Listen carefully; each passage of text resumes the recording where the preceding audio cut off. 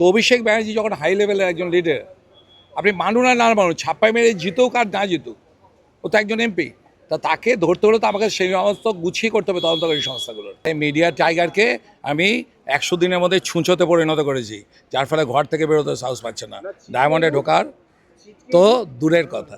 3 জন কে বলেছে? প্রচুর লোক ধরা পড়েছে, ছোট নেতা, বড় নেতা, মোটা নেতা, বেটে নেতা, কালো নেতা, ফর্সা নেতা, মোটামুটি প্রচুর ধরা পড়েছে, কয়েকশো জেলের মধ্যে ঢুকে রয়েছে।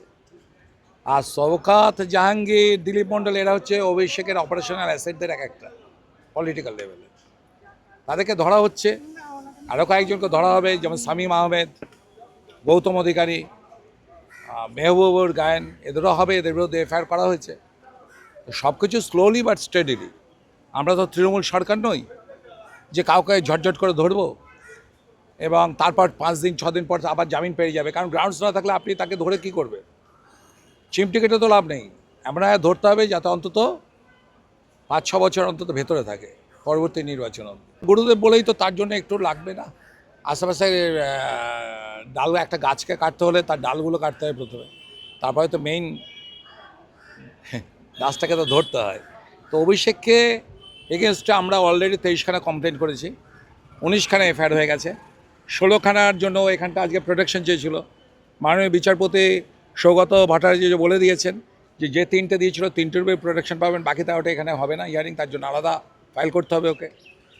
এবং তারপরেও ও আরও 3খানা এফআইআর হয়েছে, যেমন শ্রমিক ভট্টাচার্যকে যে অ্যাটাক করেছিল গৌন্ডা বাহিনী নিয়ে, সেটাতে আমার উপর যে অ্যাটাক হয়েছিল সেটাও এফআইআর হয়েছে, আরও একটা হয়েছে, এবং আরও 2টো পিএমএলএ অ্যাক্টে ফেলার জন্য ইডিতে গেছে, যেমন শ্রদ্ধার্ঘ্য ইনকাম ট্যাক্স এবং ইডি ডিপার্টমেন্টে পাঠানো হচ্ছে 77,000 বৃদ্ধাকে কোত্থেকে 1000 টাকা করে দিল, কে টাকা দিচ্ছে? 540 কোটি টাকা, 550 কোটি টাকার মতো।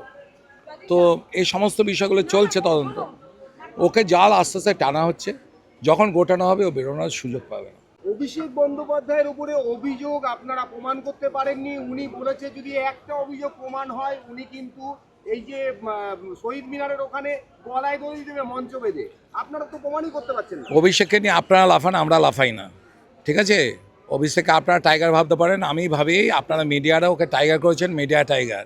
আর সেই মিডিয়া টাইগারকে আমি 100 দিনের মধ্যে ছুঁচোতে পরিণত করেছি, যার ফলে ঘর থেকে বেরোতে সাহস পাচ্ছে না, ডায়মন্ডে ঢোকার তো দূরের কথা। বাস্তব কথা আপনাকে কতগুলো মানতে হবে। একজন এমপি, তার ক্যাটাগরি নিশ্চয়ই সাধারণ মানুষের সঙ্গে হবে না, তাই না? ধরুন রাস্তা দিয়ে যাচ্ছেন, আপনার আর্জেন্সি আছে, একজন এমপি বা একজন ডাক্তার বা একজন আইনজীবী, তাদের ডেট আছে, তা সেখানে তার ক্ষেত্রে রাস্তা তাকে ছেড়ে দিতেই হবে।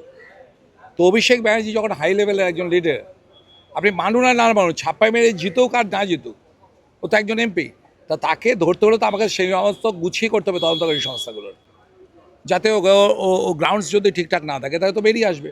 তা আমাদের কমপ্লেন্টের ভিত্তিতে তদন্ত চলছে, প্রাইমা ফেসি ইনভেস্টিগেশন করবো, তবে তো এফআইআর হয়েছে। এফআইআর তো জমা দিলাম, তার সঙ্গে সঙ্গে তো হয়নি, এবার তদন্ত শুরু হয়েছে, সমস্ত চলছে। আপনারা দেখলেন কিছুদিন আগে বিষ্ণুপুরে সেবাশ্রয় দুর্নীতির জন্য 3জন ডাক্তারকেও জেরা করা হয়েছে। তো সমস্ত নিশ্চয় ঠিক সময় ঠিক জিনিসটা হবে, আপনাদের টেনশন করতে হবে না। অভিষেকের বিষয়টা মাননীয় শুভেন্দু অধিকারীর উপর ছেড়ে দিন, আর অভিষেকের গ্যারেজ করার জন্য যেটুকুনি আমার পক্ষে করা সেটুকুনি আমি করি। হিয়ারিং ছিল, ওদের যিনি ছিলেন ওদের পক্ষে যে আইনজীবী, কিন্তু বারবার চাইছিলেন আবার সে একই ধরনের কথা বলে বলে বারবার ডিলে করা। আজকে সেরকম চেয়েছিলেন, কিন্তু মাননীয় বিচারপতি পরিষ্কার বলে দিয়েছেন 15 সেপ্টেম্বরই ফাইনাল উনি যা করার সিদ্ধান্ত নেবেন।